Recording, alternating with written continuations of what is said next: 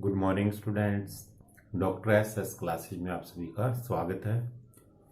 कल हमने शुरू किया था 10th क्लास साइंस का चैप्टर नंबर 10 जिसका नाम है लाइट, रिफ्लेक्शन एंड रिफ्रैक्शन, प्रकाश, परावर्तन और अपवर्तन। तो आज जो हमारा टॉपिक है इसी लेसन को हम कंटिन्यू करेंगे, image formation by spherical mirror.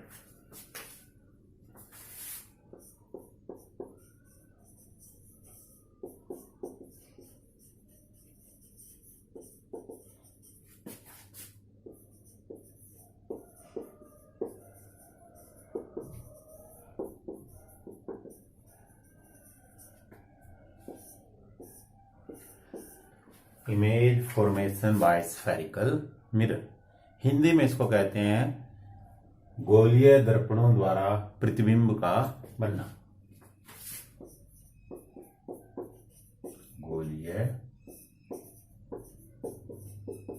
दर्पणों द्वारा प्रतिबिंब का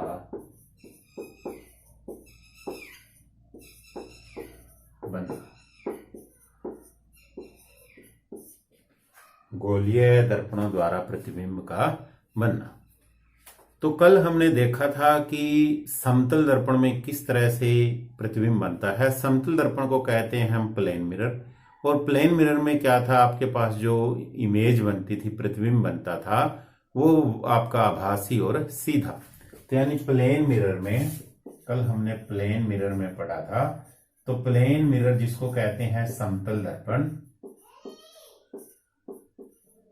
तो समतल दर्पण में जो प्रतिबिंब बनता था वो किस तरह का बनता था, वो बनता था आभासी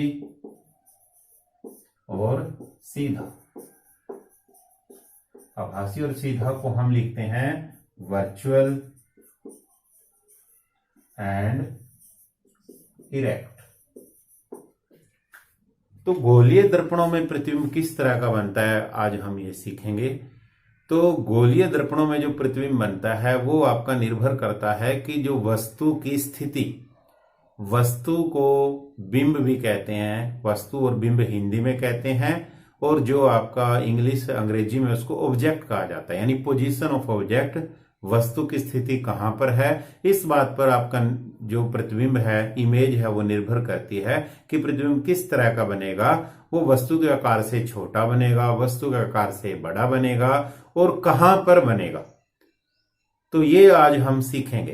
तो सबसे पहले अगर हम एक टेबल पढ़ते हैं, ये टेबल किसके लिए है कि जो आपके गोलीय दर्पण है, हम दो तरह के पढ़ते हैं।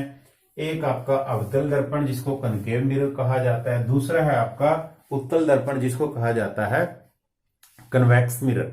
तो दोनों के लिए हम इमेज फॉर्मेशन पढ़ेंगे, जो आपके गोलीय दर्पण है, जो स्फेरिकल मिरर है, अवतल और उत्तल। तो हम एक सारणी पढ़ते हैं। ये सारणी किसके लिए है, ये है आपकी टेबल कनकेव मिरर के लिए। कनकेव मिरर जिसको क्या कहा जाता है, इसको कहा जाता है हिंदी में अवतल दर्पण। यानी अवतल दर्पण में किस तरह का प्रतिबिंब बनता है ये हम देखेंगे। तो अगर हम एक सारणी बनाते हैं, सारणी में सबसे पहले हम लेते हैं पोजीशन ऑफ ऑब्जेक्ट। यहां मैं अंग्रेजी में लिखूंगा और आपको हिंदी में बताऊंगा कि हिंदी में इसको कहते क्या है। दूसरा आपका पोजीशन ऑफ इमेज,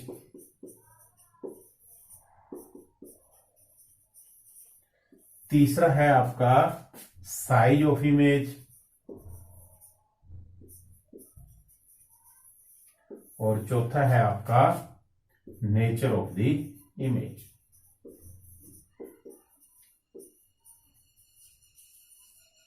तो अगर आप देखें यहां पे हमारे पास सारणी में 4 कॉलम हैं और उनके हेडिंग क्या है। सबसे पहले पोजीशन ऑफ ऑब्जेक्ट, जिसको हिंदी में कहा जाता है वस्तु की स्थिति या बिंब की स्थिति। ऑब्जेक्ट को वस्तु या बिंब कहा जाता है। तो वस्तु की स्थिति का मतलब क्या है, वस्तु कहां पर रखी है। वस्तु अनंत पर है, वस्तु 2f से परे है, वस्तु f पर है, वस्तु f और 2f के बीच में है, वस्तु पोल और f के बीच में है। तो वस्तु कहां पर रखी है वो हम केस यहां पर लेंगे। दूसरा है पोजीशन ऑफ इमेज। पोजीशन होता है आपका कि इमेज है आपका प्रतिबिंब और पोजीशन क्या है, स्थिति, यानी प्रतिबिंब की स्थिति। प्रतिबिंब मीन जो इमेज आपकी बनी उसकी स्थिति क्या है, यानी प्रतिबिंब कहां पर बनता है।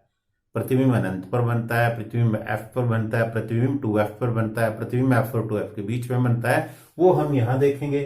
तीसरा आपका साइज ऑफ द इमेज। तो इमेज अभी हमने पढ़ा था प्रतिबिंब कहते हैं, और साइज क्या है, आकार, यानी प्रतिबिंब का आकार कैसा है। प्रतिबिंब का आकार, साइज ऑफ द इमेज, कि वो वस्तु के आकार से बड़ा है, वस्तु के आकार से छोटा है, वस्तु के आकार के बराबर है, वो हम इस कॉलम में देखेंगे। उसके बाद है नेचर ऑफ द इमेज।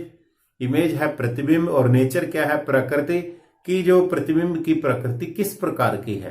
प्रतिबिंब आपका वर्चुअल एंड इरेक्ट है, आभासी और सीधा है, या प्रतिबिंब आपका रियल एंड इन्वर्टेड, वास्तविक और उल्टा है। और कल मैंने आपको बताया था कि वास्तविक के साथ हमेशा शब्द उल्टा आएगा और आभासी के साथ हमेशा सीधा आएगा। कभी भी वास्तविक के साथ सीधा नहीं आता और कभी भी आभासी के साथ उल्टा नहीं आता। तो हम अवतल दर्पण से बने प्रतिबिंबों की जो ये सारणी देखेंगे, तो हम देखेंगे कि अगर आपकी वस्तु F से परे है, बियॉन्ड द F, तो वहां पे जब भी आपका प्रतिबिंब बनेगा वो हमेशा वास्तविक और उल्टा बनेगा। अगर आपकी वस्तु F और P के बीच में है, प्रिंसिपल फोकस, प्रकाशीय बिंदु और फोकस दूरी के बीच में अगर आपकी वस्तु है, उस केस में क्या होगा, आपका जो प्रतिबिंब होगा आभासी और सीधा बनेगा। यानी सिर्फ एक केस हम यहाँ पे पढ़ेंगे कि अगर वस्तु F और P के बीच में है, F क्या है फोकस दूरी, P क्या है प्रकाशीय बिंदु, अगर उसके बीच में, प्रिंसिपल फोकस के बीच में अगर आपकी वस्तु है, उस केस में अवतल दर्पण में आपका आभासी और सीधा प्रतिबिंब बनता है, वर्चुअल और इरेक्ट।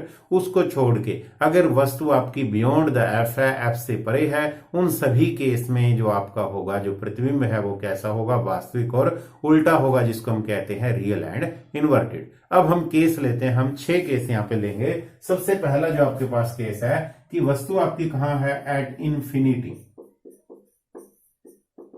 At infinity. इंफिनिटी को हिंदी में कहते हैं अनंत और एट को कहते हैं पर, कि अगर आपकी वस्तु कहां पर रखी है, एट इंफिनिटी रखी है, अनंत पर रखी है, तो आपका प्रतिबिंब किस तरह का प्रतिबिंब आपका बनेगा। तो पोजीशन बनेगा कहां पे, एट फोकस एफ, कि आपका कहां प्रतिबिंब बनेगा, फोकस एफ, यानी फोकस जो आपका बिंदु है एफ, वहां पर प्रतिबिंब आपका बनेगा। और साइज ऑफ द इमेज कैसी होगी, वस्तु का जो प्रतिबिंब का जो आकार है वो किस तरह का होगा, वो होगा highly diminished, highly diminished point size. तो हाईली डिमिनिश्ड का मतलब क्या है, हाईली यानी बहुत ज्यादा, डिमिनिश्ड मतलब छोटा, और कितना छोटा, पॉइंट साइज, बिंदु आकार का, यानी वस्तु आपकी अनंत पर रखी है और उसका जो प्रतिबिंब बनेगा वो क्या बनेगा, आपका बिंदु आकार का प्रतिबिंब आपका बनेगा। और नेचर ऑफ द इमेज क्या होगी, नेचर ऑफ द इमेज आपकी होगी रियल एंड इन्वर्टेड। और रियल एंड इन्वर्टेड को हम क्या कहते हैं, वास्तविक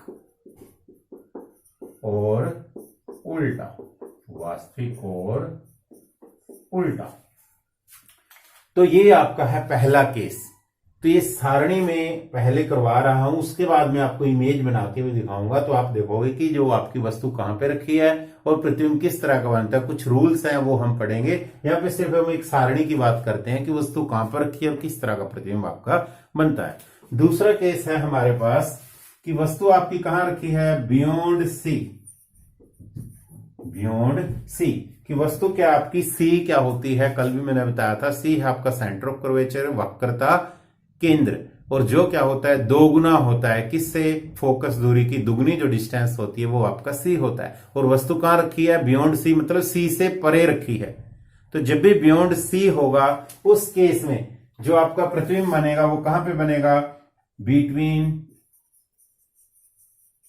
एफ एंड सी, कि वो प्रतिबिंब आपका एफ और सी के बीच में बनेगा।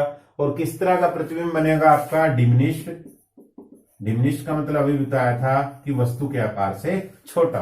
और किस तरह की इमेज बनेगी आपकी, रियल एंड इन्वर्टेड, वास्तविक और उल्टा।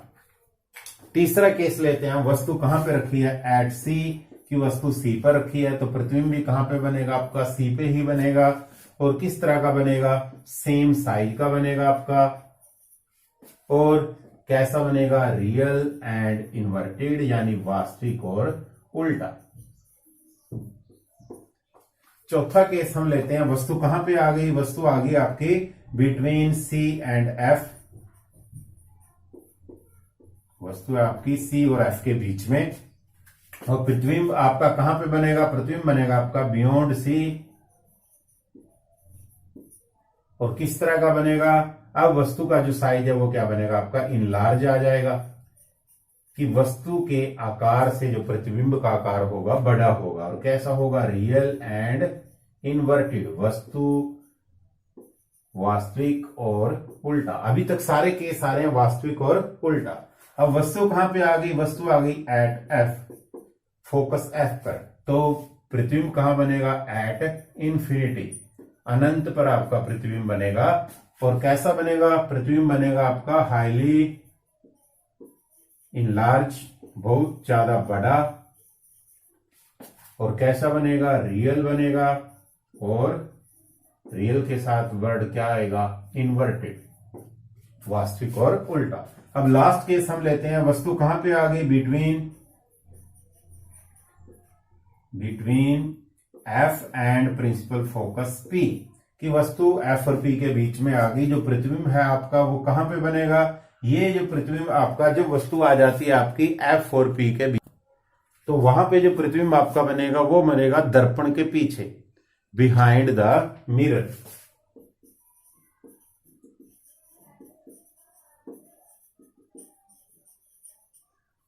और कैसा बनेगा, इनलार्ज बनेगा। और कैसा होगा, अब ये अकेला केस आपका आएगा वर्चुअल एंड इरेक्ट। तो जो इमेज आपकी बनेगी वो वर्चुअल एंड इरेक्ट। जो वर्चुअल एंड इरेक्ट का मतलब क्या होता है, आभासी और सीधा। तो अगर हम ये 6 केस देखते हैं, फिर से हम रिवाइज करते हैं। पोजीशन क्या है, ऑब्जेक्ट की वस्तु कहां पर रखी है, एट इंफिनिटी, अनंत पर, तो प्रतिबिंब कहां बनेगा, एट फोकस एफ पर बनेगा, एफ पर प्रतिबिंब बनता है। कैसा बनेगा, हाईली डिमिनिश, अत्यधिक छोटा आप कह सकते हो, बिंदु आकार का, पॉइंट साइज। और कैसी इमेज बनेगी, रियल एंड इन्वर्टेड, वास्तविक और उल्टा। उसके बाद कहां पे रखी है वस्तु, बियॉन्ड सी, सी से परे यानी 2F से परे। प्रतिबिंब कहां बनेगा आपका, एफ और बी, सी के बीच में बनेगा। किस तरह का बनेगा, डिमिनिश, ये छोटा। और फिर से रियल एंड इन्वर्टेड, वास्तविक और उल्टा। तीसरा केस, वस्तु कहां रखी है, 2F पर रखी है यानी सी पर रखी है, वक्रता केंद्र पर। प्रतिबिंब भी कहां बनेगा, वक्रता केंद्र पर बनेगा। कैसा बनेगा, दोनों सेम साइज के बनेंगे, वस्तु का आकार और प्रतिबिंब का आकार क्या होगा, समान होगा। कैसा बनेगा, रियल और इन्वर्टेड, वास्तविक और उल्टा। चौथा केस क्या है आपका, वस्तु कहां पे आ गई, बिटवीन सी एंड एफ, की जो सी और एफ के बीच में वस्तु आपकी आ जाती है। उस केस में प्रतिबिंब जो आपका बनेगा बियॉन्ड सी बनेगा। कैसा बनेगा, इनलार्ज बनेगा। इनलार्ज को हिंदी में कहते हैं विवर्धित यानी बड़ा। कैसा, रियल एंड इन्वर्टेड। उसके बाद पांचवा केस, वस्तु कहां पर आ जाती है आपकी, प्रकाशीय बिंदु एफ पर आ जाती है, फोकस एफ पर। प्रतिबिंब कहां बनेगा, अनंत पर बनेगा, हाईली इनलार्ज, अत्यधिक बड़ा, वस्तु के आकार से बहुत ज्यादा बड़ा। कैसा, रियल एंड इन्वर्टेड, वास्तविक और उल्टा। और छठा जो केस हमने लिया कि वस्तु कहां पर आ गई, एफ के बीच में फोकस दूरी और प्रकाशीय बिंदु पी, पोल के बीच में जब वस्तु आपकी आ जाएगी, उस केस में जो आपका प्रतिबिंब बनेगा बिहाइंड द मिरर बनेगा, दर्पण के पीछे बनेगा।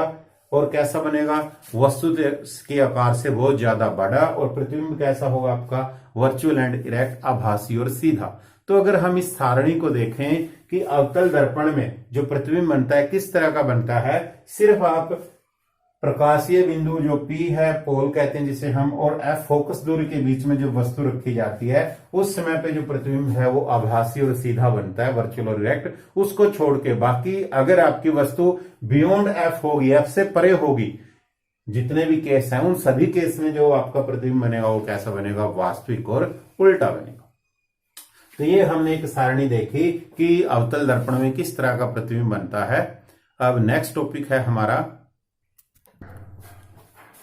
Representation of image formed by spherical mirror using ए रे डायग्राम। तो रे डायग्राम को हिंदी में कहते हैं किरण आरेख। यूजिंग होता है उपयोग, यानी किरण आरेखों का उपयोग करके। स्फेरिकल मिरर होता है गोलीय दर्पण। इमेज फॉर्मेशन या इमेज फॉर्म का मतलब होता है प्रतिबिंब, यानी किरण आरेखों की सहायता से का उपयोग करके गोलीय दर्पणों द्वारा बने प्रतिबिंबों का रिप्रेजेंटेशन होता है निरूपण करना। यानी गोलीय दर्पण से जो इमेज बनती है उनको किस तरह से हम निरूपित करते हैं, किस तरह से बनाते हैं, विद द हेल्प ऑफ रे डायग्राम, जिसको हम कहते हैं किरण आरेख। तो इसके लिए अगर हम देखेंगे कोई भी किरण आरेख जब भी हम खींचें, किसी भी डायग्राम की रे डायग्राम जब हम बनाएंगे, तो उसके लिए आपको कम से कम 2 रेज आपको वहां पे इमेजिन करनी पड़ेगी। जब वो 2 रे आपस में किसी न किसी जगह पे काटेगी, तब वहां पे इमेज फॉर्मेशन आपकी होती है। तो सबसे पहले अगर हम देखते हैं, इसके कुछ रूल्स हैं। सबसे पहला जो रूल्स है आपका फर्स्ट, और ये दोनों दर्पणों का देखेंगे हम, अवतल का भी देखेंगे और उत्तल का भी। ये है आपका, कल मैंने बताया था कि जब आपका प्रवर्तक जो सतह है, प्रवर्तक सतह जब केंद्र की तरफ हो उसको हम कहते हैं अवतल, और जब ये उभरा हुआ भाग बाहर की तरफ हो उसे कहते हैं उत्तल। तो ये आपका क्या है, अवतल है। अवतल दर्पण जिसको कहते हैं कनकेव मिरर, और ये आपका क्या है, उत्तल दर्पण जिसको कहते हैं कन्वेक्स मिरर।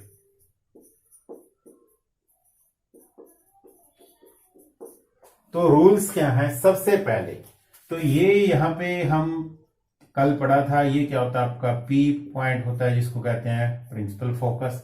इसमें से जो लाइन, सीधी जो लाइन हम ड्रा करते हैं प्रिंसिपल फोकस को, इसको बोलते हैं हम ये पोल था आपका पी, और जो लाइन सीधी गुजरती है केंद्र में, जो इसके पोल में गुजरती है, उसको बोलते हैं प्रिंसिपल फोकस। मुख्य अक्ष हिंदी में कहते हैं इसको। ये क्या आपकी प्रिंसिपल फोकस, जिसको हिंदी में कहते हैं मुख्य अक्ष।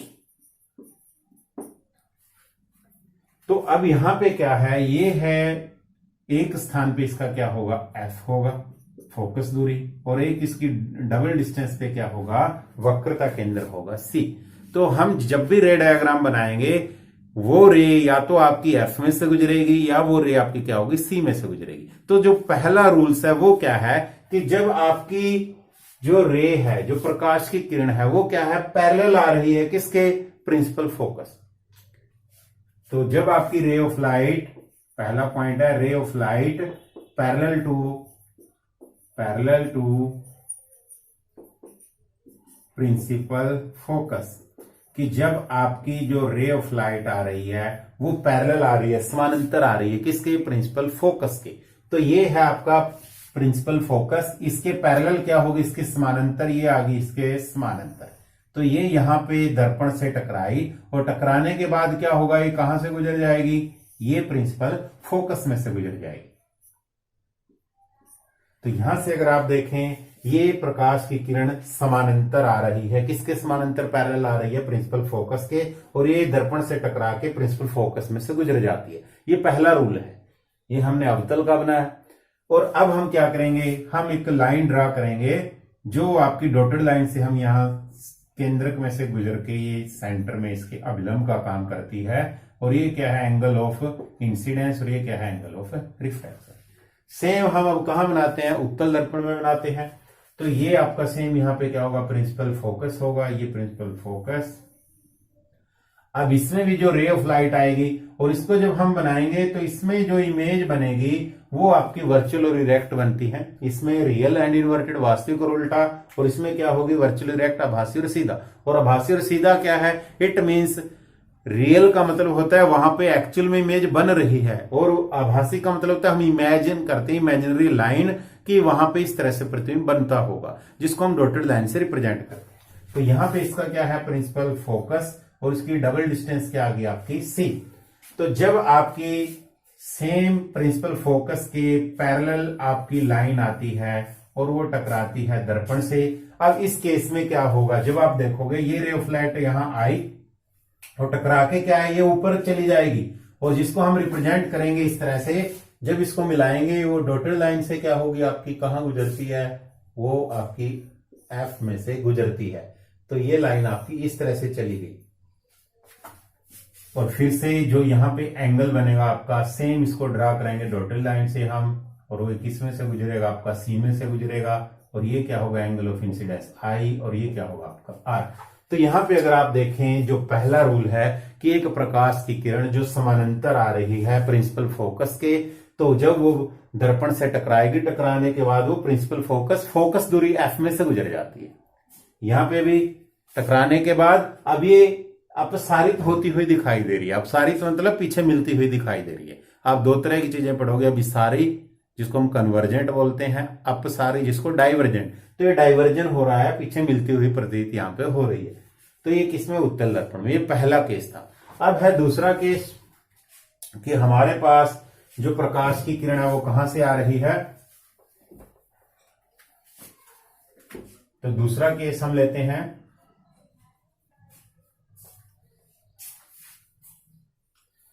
दूसरे केस में क्या है, आपकी जो प्रकाश की किरण है यहां पे क्या था, पैरेलल थी एफ से। अब वो कह रहे हैं कि अगर प्रकाश की कोई किरण एफ में से गुजरती है तो वो गुजरने के बाद दर्पण से टकरा के समानांतर हो जाती है। किसके समानांतर हो जाती है, आपकी प्रिंसिपल फोकस के। अब देखो ये था आपका एफ, प्रकाश की किरण कहां पे आ रही है, एफ में से गुजर रही है, ये गुजर रही है देखो, और गुजरने के बाद दर्पण से टकराने के बाद ये क्या हो जाती है आपकी, समानांतर हो जाती है। किसके, आपकी प्रिंसिपल फोकस के। पहला पॉइंट क्या था, समानांतर आती है, आ रही है, टकराने के बाद क्या हो जाती थी आपकी, टकराने के बाद वो कहां चली जाती। तो जब प्रकाश की किरण आपकी प्रिंसिपल फोकस में से गुजरती है तो दर्पण, अवतल दर्पण पे टकराने के बाद यानी परावर्तन के बाद वो क्या हो जाती है, समानांतर हो जाती है। किसके समानांतर हो जाती है, प्रिंसिपल फोकस के। उत्तल दर्पण में भी सेम इसी तरह से आपका होगा कि प्रकाश की किरण आपकी कहां से आ रही है, देखो प्रकाश किरण आ रही है आपकी फोकस में से, और ये दर्पण पे टकराने के बाद ये परावर्तित हो जाती है, ये समानांतर हो जाती है किसके, प्रिंसिपल फोकस। और सेम उसी तरह से ये आपका जो सी था, ये डॉटेड लाइन से हम बनाएंगे इसको। ये अब एंगल ऑफ इंसिडेंस आपका भी ये है और रिफ्रैक्शन आपका ये है। सेम यहां से जब आप सी में से गुजारोगे इसको तो एंगल ऑफ इंसिडेंस आपका ये है और रिफ्रैक्शन ये है। ये एरो बताते हैं कि प्रकाश की किरण कहां से आ रही। तो प्रकाश की किरण जो प्रिंसिपल फोकस में से गुजरती है, एफ में से गुजरती है, अवतल दर्पण से टकराने के बाद प्रकाश की किरण परावर्तित हो जाती है और वो समानांतर हो जाती है, पैरेलल प्रकाश किरण है उसके। यहाँ उत्तल दर्पण में क्या होता है, प्रिंसिपल फोकस पे जो प्रकाश की किरण आ रही है वो टकराने के बाद उत्तल दर्पण से वो परावर्तित हो जाती है, पैरेलल हो जाती है, समानांतर हो जाती है किसके, आपकी जो प्रिंसिपल फोकस है उसके। अब है तीसरा केस। तीसरे केस में आपका क्या है कि जब प्रकाश की किरण वक्रता केंद्र में से गुजरती है, जब प्रकाश की किरण वक्रता केंद्र में से गुजरती है तो वक्रता केंद्र आपका क्या है, वो है आपका सी। तो ये है आपका एफ, ये आपका सी। इसी तरह यहां पे आपका एफ और यहां पे क्या आपका सी। तो जब प्रकाश की किरण सी में से गुजरती है, वक्रता केंद्र में से गुजरती है, तो अवतल दर्पण से टकराने के बाद ये प्रकाश किरण आ रही है जो वक्रता केंद्र से गुजर रही है, अवतल दर्पण से टकराने के बाद ये उसी पथ से क्या हो जाती है, वापिस चली जाती है, ट्रेस कर जाती है अपने पथ को कि जहां से वो आपकी प्रकाश की किरण आ रही है। अवतल दर्पण में टकराने के बाद जब वो प्रकाश की किरण वक्रता केंद्र में से गुजर के आती है, अवतल दर्पण पर टकराने के बाद वो परावर्तित हो जाती है और उसी पथ से, उसी रास्ते से वो क्या है, वापिस चली जाती है। अब हम बात करते हैं उत्तल दर्पण में। तो उत्तल दर्पण में सेम इसी तरह इमेजिन करेंगे कि प्रकाश की किरण आपकी आ रही है और ये कहाँ है, देखो ये आपका सी है और ये डॉटेड लाइन बनाएंगे हम, ये इस पथ से आई थी और टकराने के बाद वापिस इसी पथ से क्या होगी आपकी, वापिस मुड़ जाती है। तो 3 पॉइंट अभी तक हमने पढ़े। पहला, अगर प्रकाश किरण कहां पर आती है, समानांतर आती है प्रिंसिपल फोकस। तो टकराने के बाद, दर्पण से टकराने के बाद मुख्य अक्ष जो आपका फोकस है उसमें से गुजर जाती है। दूसरा हमने पढ़ा था कि अगर प्रकाश की किरण फोकस में से आती है, दर्पण से टकराने के बाद वो समानांतर हो जाती है किसके, आपके प्रिंसिपल फोकस के। तीसरा क्या था, अगर प्रकाश की किरण कहां से आ रही है, वक्रता केंद्र में से गुजर रही है, तो दर्पण से टकराने के बाद वो उसी रास्ते से मुड़ जाती है। अब है फोर्थ केस है, जो चौथा केस आपका, इसमें क्या है आपका, जो प्रकाश की किरण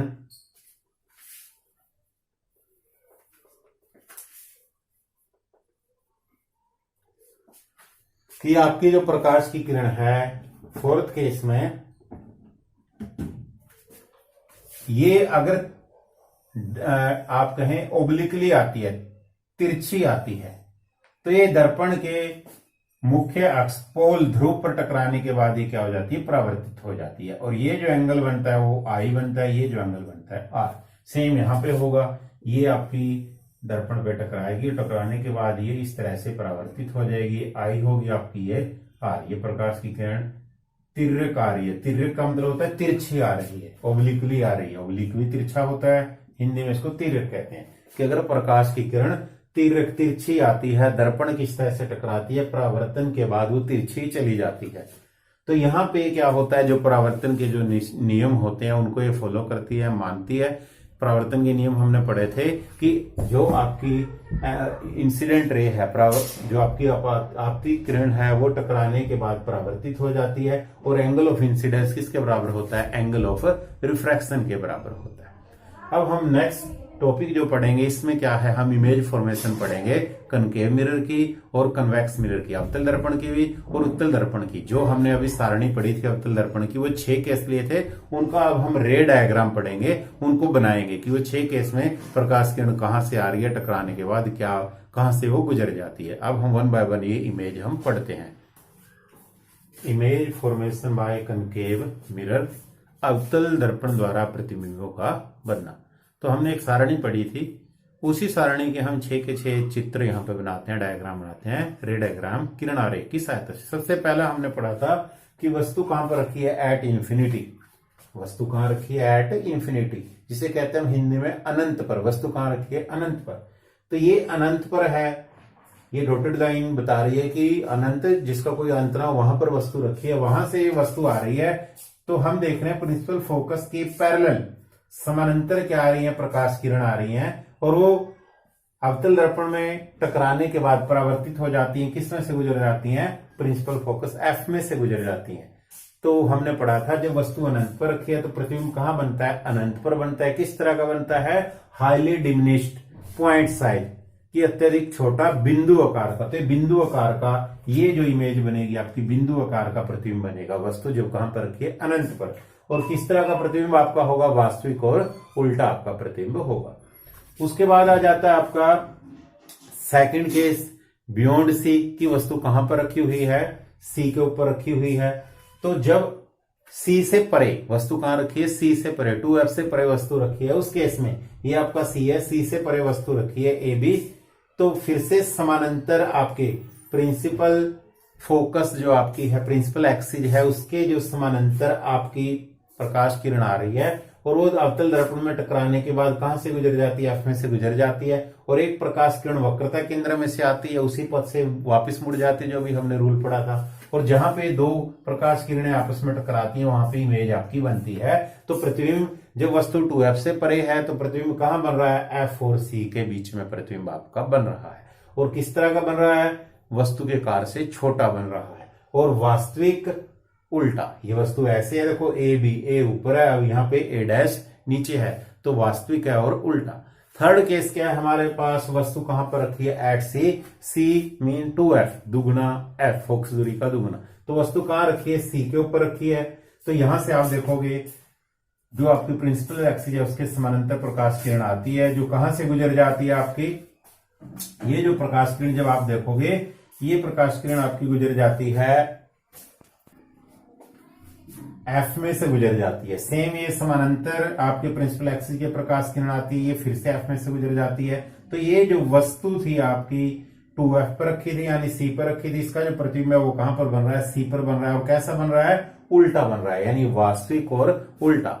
हमने पढ़ा था वस्तु जब C पर रखी है प्रतिबिंब भी C पर बनता है, और कैसा बनता है, वस्तु के कार्य के बराबर बनता है, और वास्तविक और उल्टा बनता है। फोर्थ केस हमने लिया था कि आपकी जो वस्तु है कहां पर रखी है, C और F के बीच में, ये C और F के बीच में आपकी वस्तु रखी है। तो एक प्रकाश किरण समानांतर आई आपकी, जो प्रिंसिपल फोकस में से गुजर गई।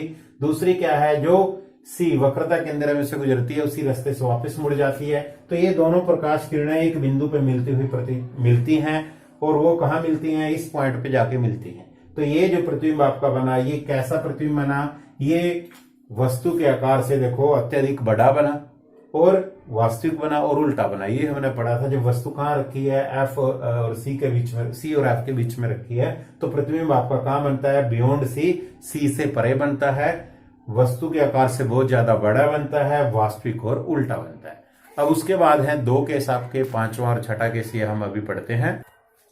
तो पांचवा केस है हमारा एट F, वस्तु कहां पर रखी है, F पर रखी है। तो यहां पे आप देख सकते हो ये F है, वस्तु यहां पर रखी है। तो यहां से फिर से वही दो किरण आरेख हम बनाएंगे, एक समानांतर अवतल दर्पण से टकराएगी और परावर्तन से आपकी F में से गुजर जाएगी। दूसरा क्या है, वक्रता केंद्र से गुजरेगी, टकराने के बाद वो क्या होगी, आपके दर्पण से टकरा के वापस उसी पथ से वापस मुड़ जाएगी। तो आप अगर देखिए दोनों जो हैं एक पैरेलल जाती हुई नजर आ रही हैं, और हम ये मानते हैं कि ये कहीं अनंत पर जाकर, इंफिनिटी पे जाकर मिलती हुई प्रतीत होती हैं। तो यहाँ पे अगर आप देखें कि वस्तु जब F पर रखी है, तो उसका जो प्रतिबिंब बनेगा वो कहां बनेगा, अनंत पर बनेगा। और किस तरह का बनेगा, वस्तु के आकार से बड़ा बनेगा, विवर्धित कहते हैं जिसको हम। वास्तविक बनेगा, उल्टा बनेगा।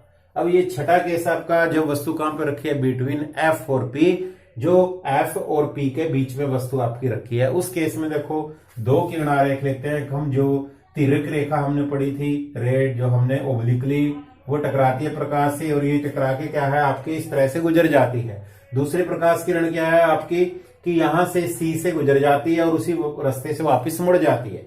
तो ये आप अगर देखेंगे तो ये हम इमेजिन करेंगे किसी एक बिंदु पे मिलती हुई प्रतीत होती हैं। तो ये जो डायग्राम आपका बनता है, ये वस्तु के आकार से अत्यधिक बड़ा बनता है, और ये पर्दे के पीछे बनता है, बिहाइंड द मिरर, दर्पण के पीछे बनता है, और ये आभासी और सीधा। सिर्फ यही केस हमने पढ़ा था जो अवतल दर्पण से बनने वाले प्रतिबिंब है, जिसमें क्या था, आभासी और सीधा प्रतिबिंब जिसमें आपका बनता था।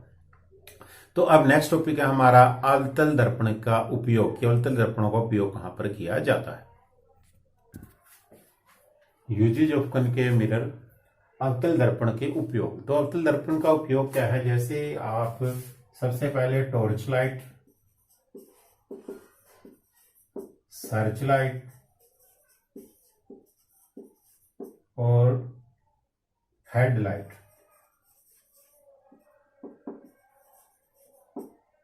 जिसको हिंदी में अग्रदीप भी कहते हैं।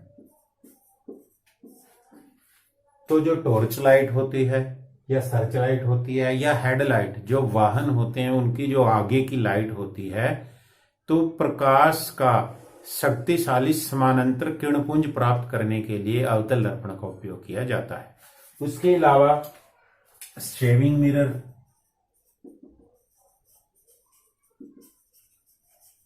तो शेविंग मिरर में आपने देखा होगा जो बार्बर होते हैं, नाई होते हैं, कि जब शेव करते हैं उनके सामने जो दर्पण लगा होता है आगे और पीछे, तो जो अवतल दर्पण होता है ताकि वो जो प्रतिबिंब है जो उनको बड़ा दिखाई दे। इसी तरह से dentist,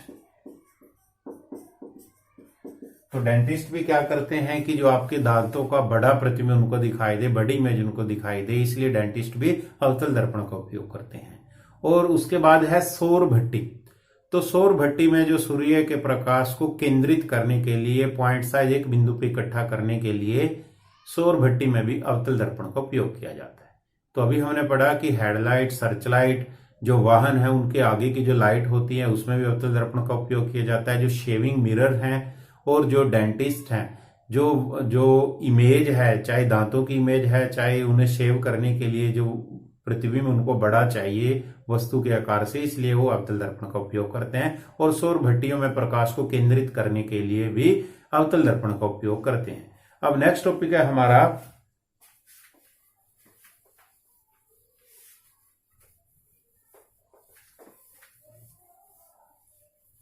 image formation by convex mirror.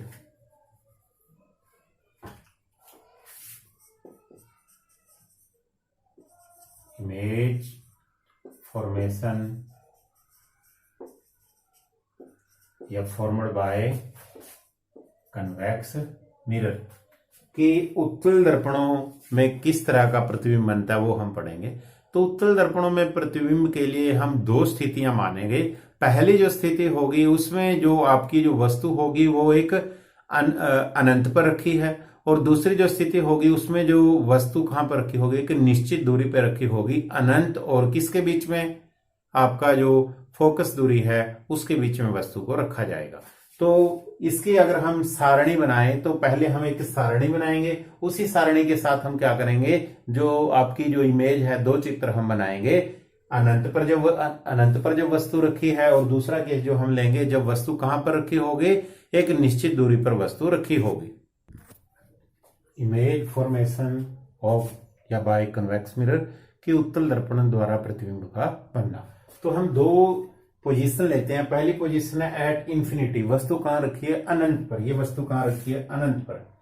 तो यहां आपके जो प्रिंसिपल फोकस के समानांतर प्रकाश की किरण आ रही है, वो टकराने के बाद आपकी एफ में से गुजर जाती है। इसी तरह प्रिंसिपल फोकस के समानांतर टकराने के बाद एफ में से गुजर जाती है, तो ये एफ पर मिलती हुई प्रतीत होती है। तो जो प्रतिबिंब आपका कहां बना, देखो एट एफ, ये एफ पर बनता है। कहां बनता है, मिरर के पीछे बनता है, बिहाइंड द मिरर, दर्पण के पीछे बनता है। और कैसा बनता है, हाईली डिमिनिश पॉइंट साइज, ये बिंदु आकार का आपका प्रतिबिंब बनता है।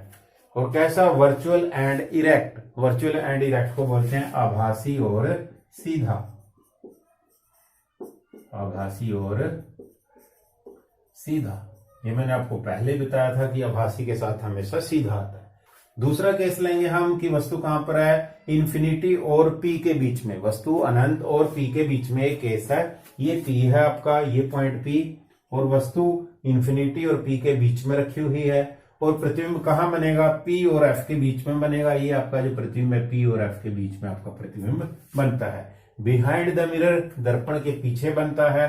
कैसा बनता है, स्मॉल साइज, वस्तु के आकार से अत्यधिक छोटा। और कैसा बनता है, वर्चुअल एंड इरेक्ट।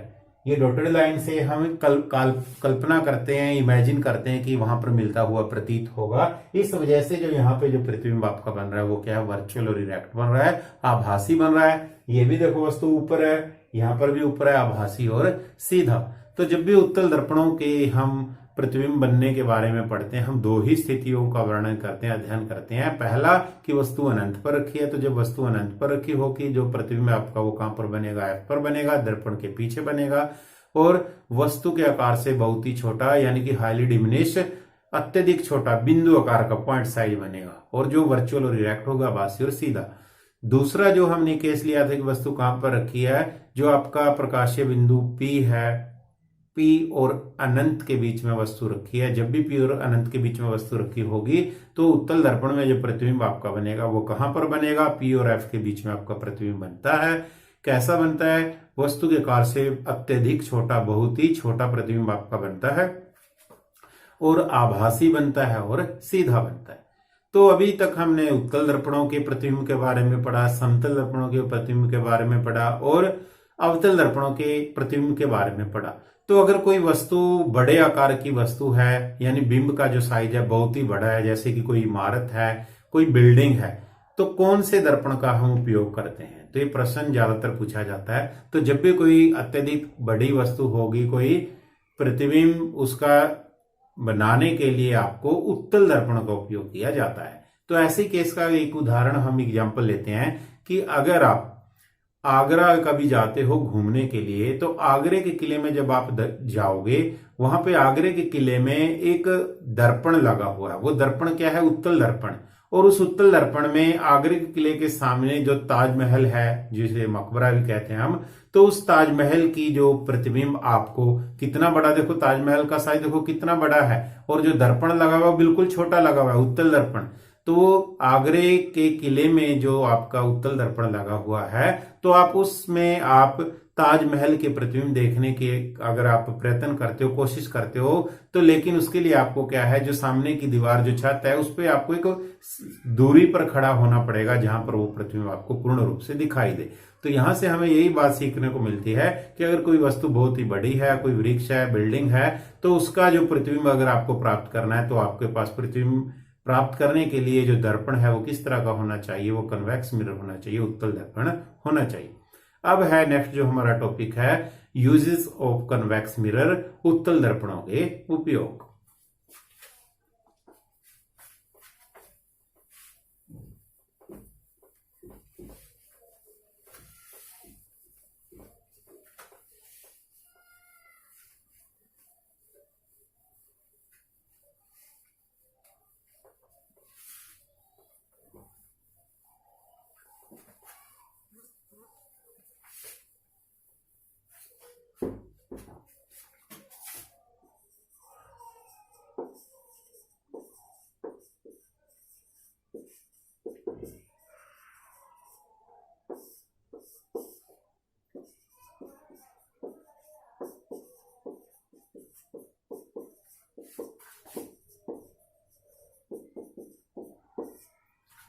तो उत्तल दर्पण के उपयोग अगर हम देखें, इससे पहले हमने समतल दर्पण के उपयोग देखे कि जो घर में हम कंघी करने के लिए जो हम दर्पण का इस्तेमाल करते हैं वो समतल दर्पण होता है। अवतल दर्पण के उपयोग हमने देखे कि जो हेडलाइट है, टॉर्च है, सर्च लाइट है, या जो डेंटिस्ट है, या जो सेविंग मिरर है, या जो सौर भट्टियां हैं, उनमें जो दर्पण उपयोग होता है वो अवतल दर्पण है। तो उत्तल दर्पण के उपयोग क्या है? उत्तल दर्पण का उपयोग किया जाता है जो आपके वाहन है उनका जो पार्श्व मिरर होता है, साइड का जो शीशा होता है, या जो आप कहें कि वाहनों को, पीछे आ रहे वाहनों को देखने के लिए जो दर्पण का इस्तेमाल होता है उसको कहते हैं उत्तल दर्पण। जैसे अगर आप देखें कार है आपके पास, या आपके पास कोई मोटरसाइकिल है, उसका साइड का जो शीशा होता है दर्पण होता है, जिसमें आप देखते हैं कि पीछे से कौन कौन से व्हीकल आ रहे हैं। उन दर्पणों को देखने के लिए जो दर्पण इस्तेमाल किया जाता है वो उत्तल दर्पण है। तो यानी ड्राइवर कह सकते हो आप कि जितने भी आपके वाहन हैं उन वाहनों की पीछे की आवाजाही देखने के लिए जो दर्पण का इस्तेमाल होता है वो क्या होता है? आपका उत्तल दर्पण। उत्तल दर्पण का ही क्यों इस्तेमाल होता है? अभी हमने बात की थी कि पीछे या कोई बड़ा कोई बिंब है, वस्तु का जो आकार है बहुत बड़ा है, कोई पेड़ है, कोई बिल्डिंग है, उसका जो अगर आप प्रतिबिंब बनाना चाहते हो वो उत्तल दर्पण में बनेगा। तो अगर वस्तु अनंत पर रखी है तब भी आपका प्रतिबिंब क्या है? एफ पर बन जाता है, और बिंदु आकार का छोटा प्रतिबिंब बन जाता है। तो जो साइड का शीशा है, अगर वस्तु दूर भी आ रही है, उसका अत्यधिक छोटा जो प्रतिबिंब है वो आपके उत्तल दर्पण में बन जाता है।